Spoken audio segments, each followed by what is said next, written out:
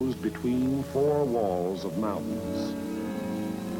In winter, the highest peaks of the Leary Range ascend into the snows, but the valley floor with its olive groves and ancient vines, its crops of wheat and corn, is green the year around. That is, in normal times. Last year was a bad year for grapes and olives, and the fall planting was late. Many fields lay fallow. There are two ways from the south into the valley. One, a narrow pass. The other, a high, scenic road over the mountains. They converge before the site of the ancient village of San Pietro, which for 700 years has stood at the threshold of Leary Valley, welcoming the traveler. The stones of its walls were quarried out of the parent hill from whose slopes it rises. Population 1,412 at the last census. A farming community. Patron saint, Peter. Point of interest, St. Peter's, 1438. Note, interesting treatment of chancel.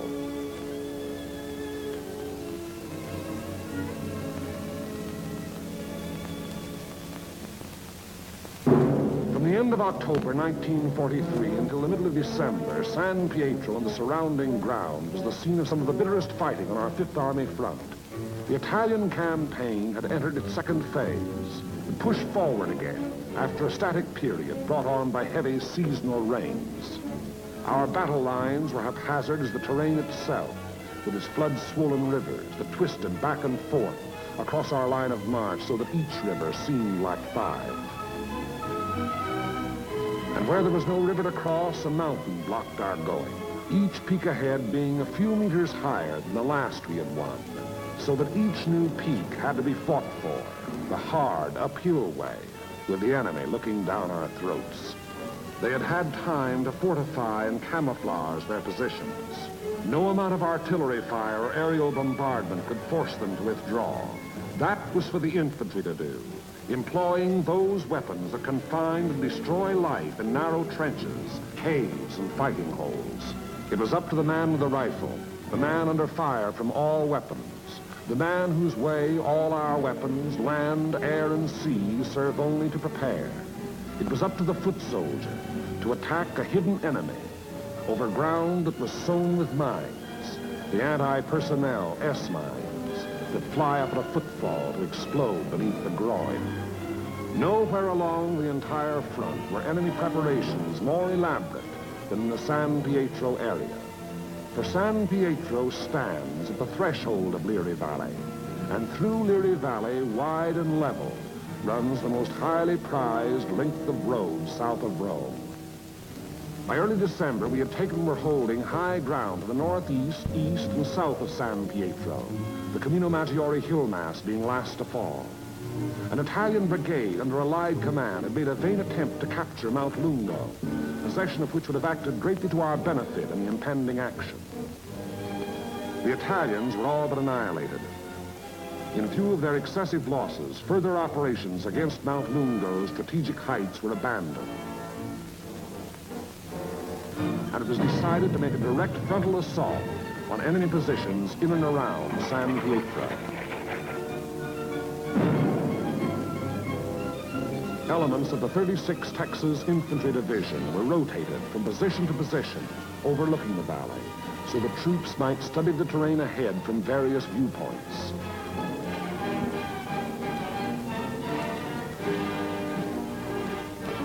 Patrol activity was continuous.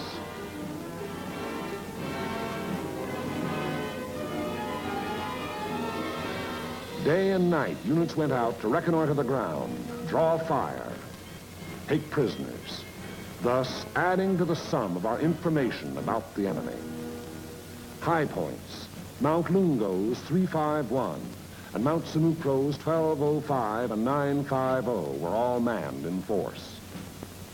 The town itself was strongly garrisoned with numerous mortar, machine gun, and heavy weapon emplacements. 4 enemy battalions were dug into a line of connecting trenches and mutually supporting pillboxes in depth, that extended from the base of Mount Lungo, northeast across the valley floor to the base of Mount Samucro. Another battalion was organized to defend the high ground northwest of San Pietro. Areas before these positions were heavily mined and held a confusion of barbed wire and booby traps. On the afternoon before, D-Day and H-Hour were communicated to battalion commanders.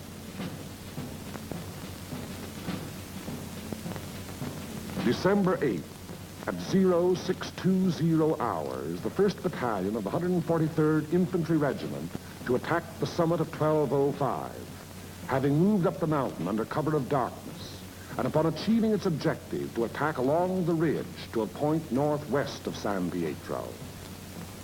The 3rd Ranger Battalion likewise to attack 950, another feature of the Mount Samucro hill mass. The 2nd Battalion of the 143rd to attack over the terraced olive orchards northeast of San Pietro. The 3rd Battalion acting in support to follow the 2nd at 400 yards. Of the original force to establish the beachhead at Salerno, the 143rd had since spent all but a fortnight in action under extremely bitter weather conditions. At Salerno, at the Volturno crossing, it had taken mortal punishment. The task ahead promised no less bloodshed, yet it was undertaken in good spirits and high confidence. The 1st Battalion began the long, rugged climb up Mount Samucro.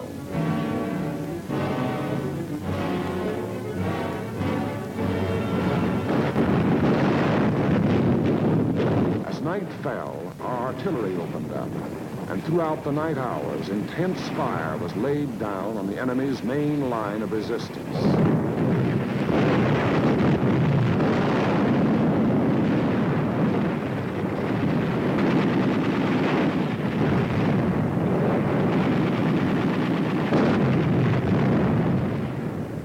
It had rained most of the night, and it was raining at H-Hour when the 2nd and 3rd Battalions crossed the line of departure.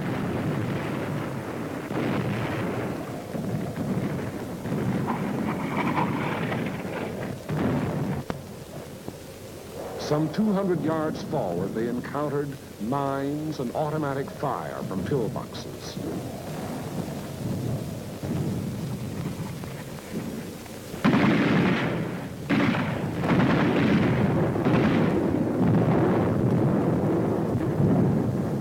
Mortar and artillery were deadly accurate by reason of excellent enemy observation from Mount Lungo, overlooking our advance,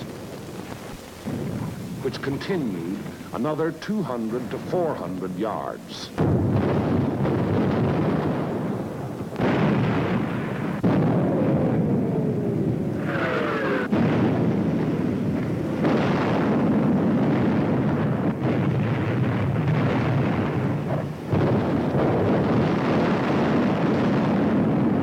Many men gave their lives in attempts to reach pillboxes and throw hand grenades through the narrow gun openings. The 3rd Battalion was committed.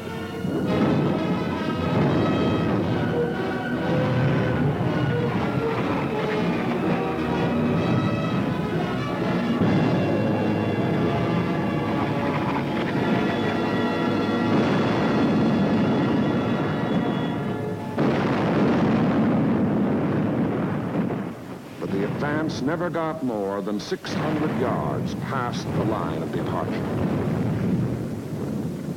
Our initial assault on San Pietro had been repulsed with heavy casualties.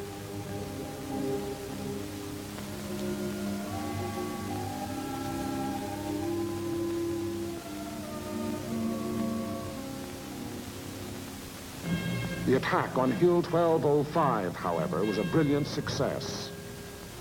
Leading elements of the 1st Battalion had gained the summit of the objective before a strongly entrenched enemy knew that an assault was in progress.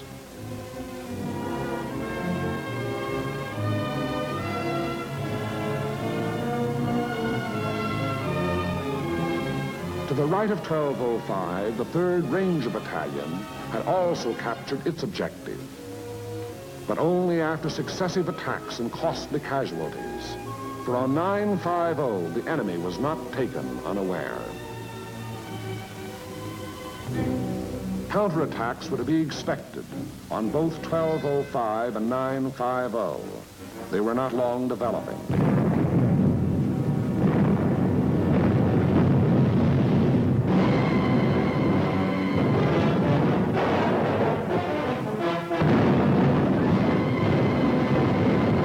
The first was launched during the early daylight hours, and even as it was beaten off, another took form.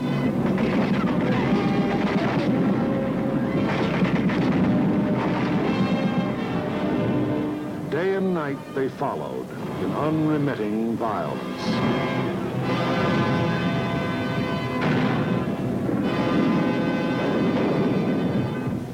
The toll of enemy dead mounted with each new attempt.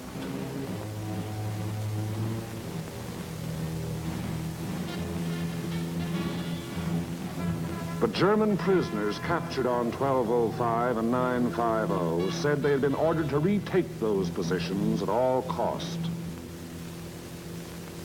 In addition to defending Hill 1205, the 1st Battalion, obedient to the field order, undertook the reduction of enemy defenses which were organized along the ridge running west.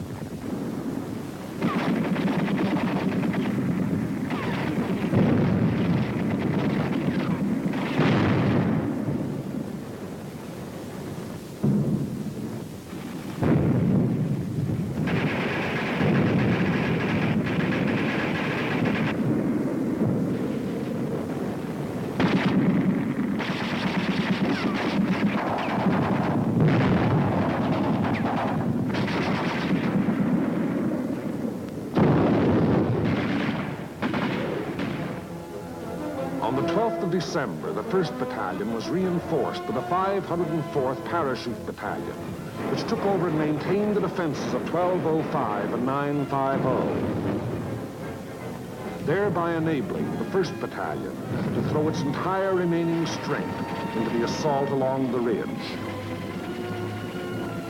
But the 1st strength had dwindled and shrunk in the 5 days past, and there was now a question as to whether its existing numbers were sufficient to prevail. Reports during the night of the 14th of December stated that the enemy was offering bitter resistance and that the issue was in grave doubt. Meanwhile, on the olive terraces below, the 2nd and 3rd Battalions had twice again attempted to reach their objective. Both times they had come up against a wall of automatic weapon, mortar, and artillery fire.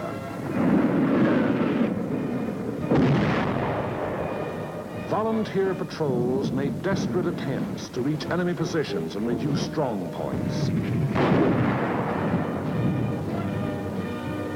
Not a single member of any such patrol ever came back alive. Our attacking forces were furnished excellent aerial cover by Allied fighter patrols. But now and then, enemy planes were able to slip through and to bomb and strafe our positions, which to all purposes had remained unchanged since the first day. To break the deadlock, orders were given for a coordinated divisional attack. The 2nd and 3rd Battalions of the 143rd to proceed in the execution of the original orders. Acting in conjunction, Company A of the 753rd Tank Battalion to attack San Pietro from the east over the high road. One battalion of the 141st to attack over the flat valley floor. After nightfall on D-Day, the 142nd Infantry Regiment to attack Mount Lungo. The earlier decision not to attack those strategic heights having been reversed in view of the present critical situation. In preparation for the attack, all 5th Army artillery within range, including tanks and all tracks, was directed against San Pietro and the surrounding area.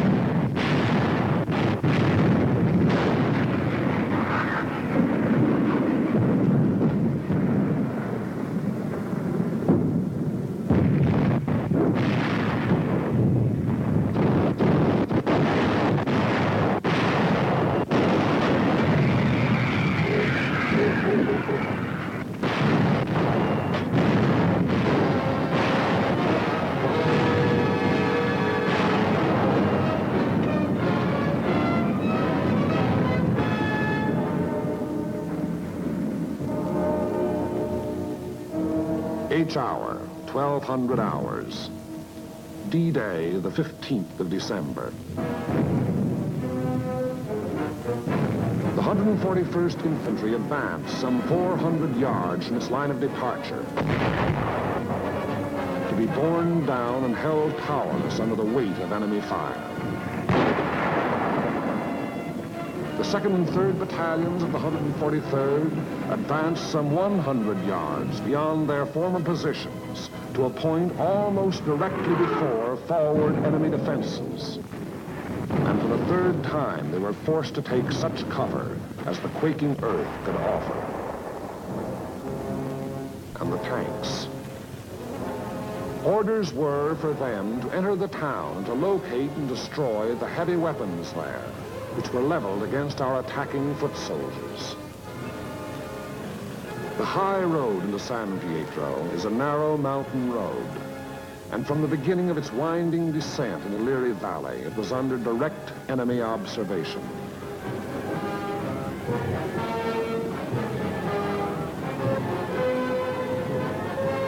"16 tanks started down that road. 3 reached the outskirts of the town.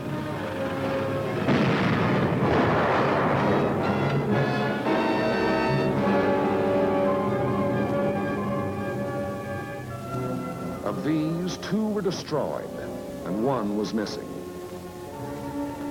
5 tanks were immobilized behind enemy lines, their crews having to abandon them.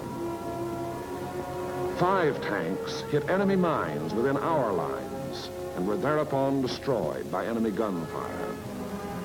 4 tanks returned to the bivouac area.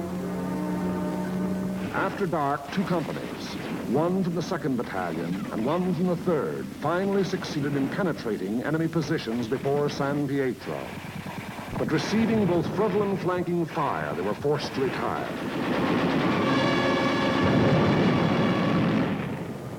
Company E having been reduced in strength to a handful of riflemen, and Company L faring little better.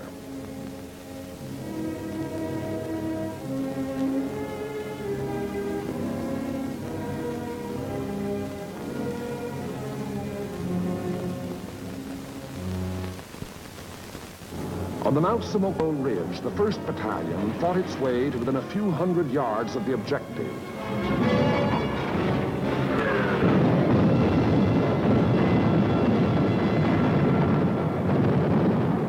But it had paid for ground gained at the rate of a man a yard, and it did not have strength to carry the fight any further forward.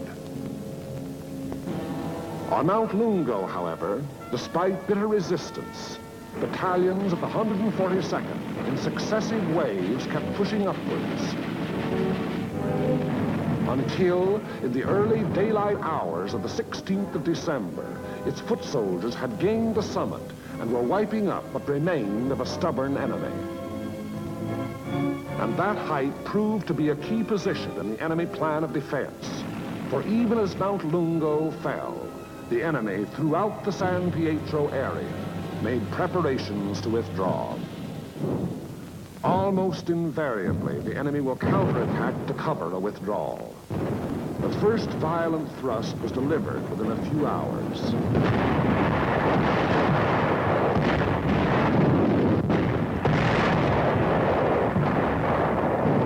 And thereafter, counterattacks came in waves, the roar of the last mingling with the rush and fury of the next to bring.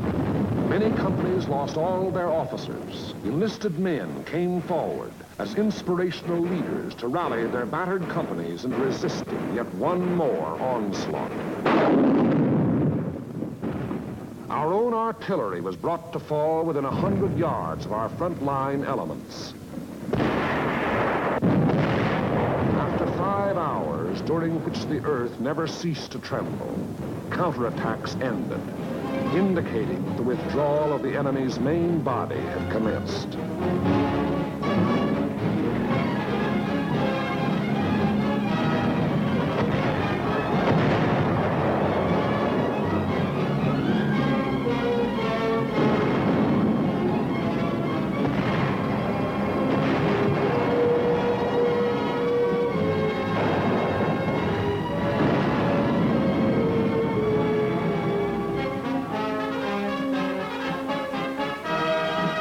In an effort to maintain contact with the enemy, our patrols immediately pushed ahead.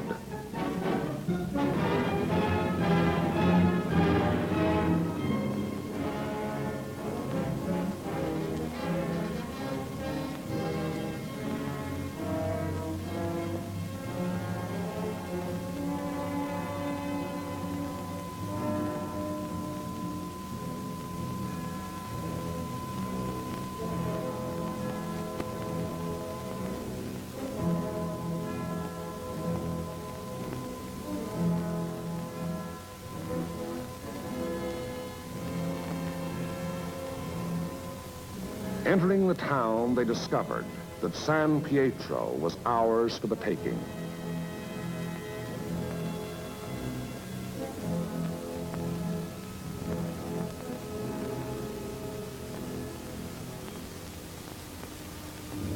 The 2nd and 3rd battalions, less than a rifle company in strength, weary to death who were alive, stumbled forward past San Pietro to consolidate gains and re-establish contact with the enemy, now taking up new positions some 5 kilometers beyond. That is the broad shape of the Battle of San Pietro, which was but the first of many battles in the Erie Valley. It was a very costly battle. After the battle, the 143rd Infantry Regiment alone required 1,100 replacements.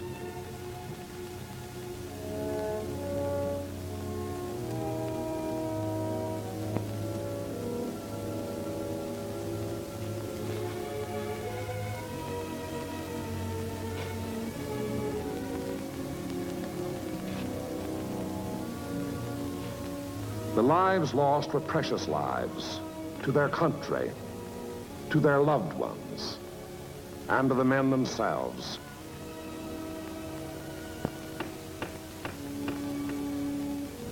For the living of the 143rd Infantry Regiment, more than 100 decorations for acts of valor above and beyond the call of duty.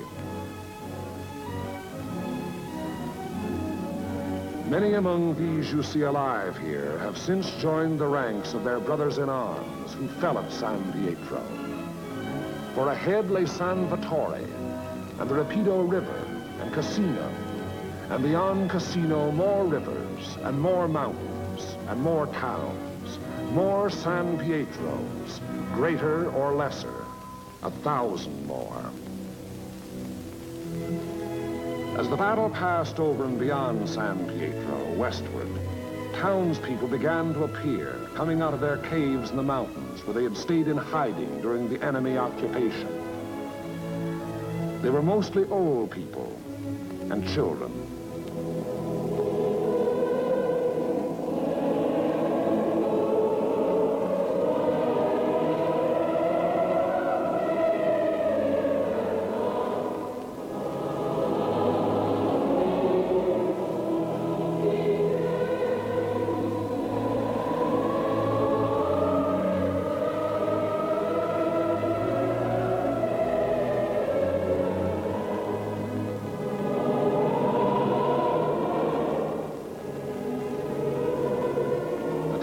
People were warned against enemy mines and booby traps, which were in the process of being cleared.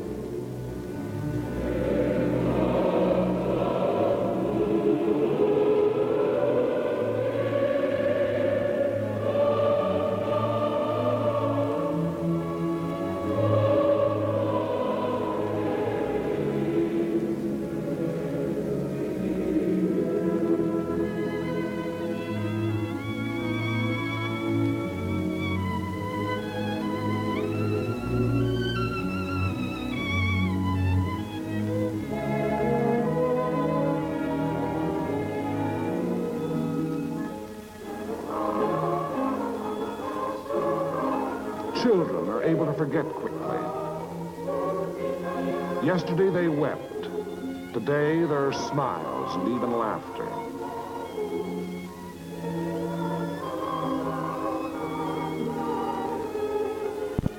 Tomorrow, it will be as though the bad things had never happened.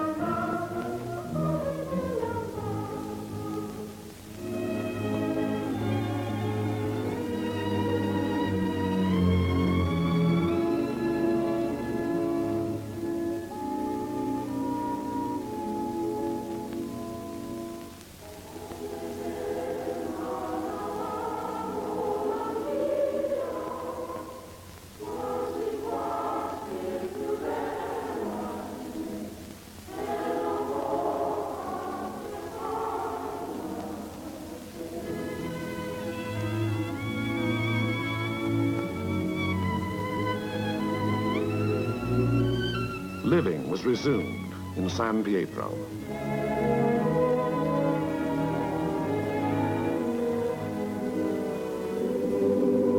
Our prime military aim being to engage and defeat the enemy, the capture of the town itself and the liberation of its people is of an incidental nature.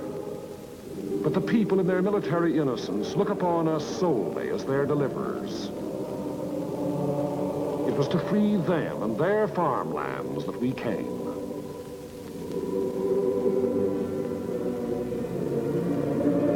Behind our lines, southwest to the sea, the fields are green with growing crops planted after our coming by other people of other towns who believed likewise.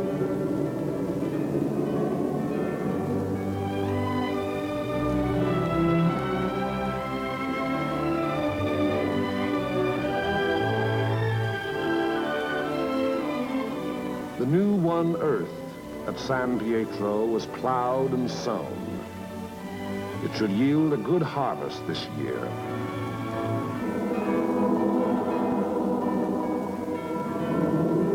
And the people prayed to their patron saint to intercede with God in behalf of those who came, delivered them, and passed on to the north with the passing battle.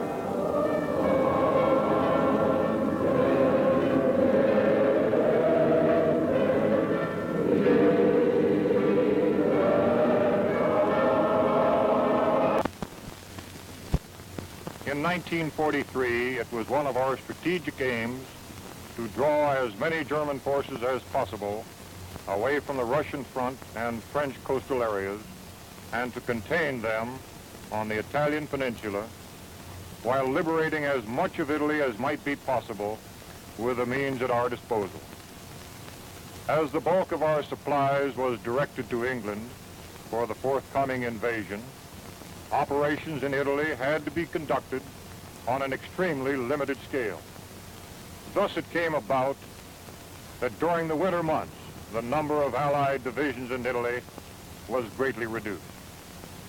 Yet so determined was their effort that they succeeded in holding in Italy a very large number of German divisions during the pre-invasion period. San Pietro in the 5th Army sector was the key to the Liri Valley. We knew it, and the enemy knew it. We had to take it, even though the immediate cost would be high. We took it, and the cost in relation to the later advance was not excessive. By its very nature, this success worked bitter hardships upon each individual soldier.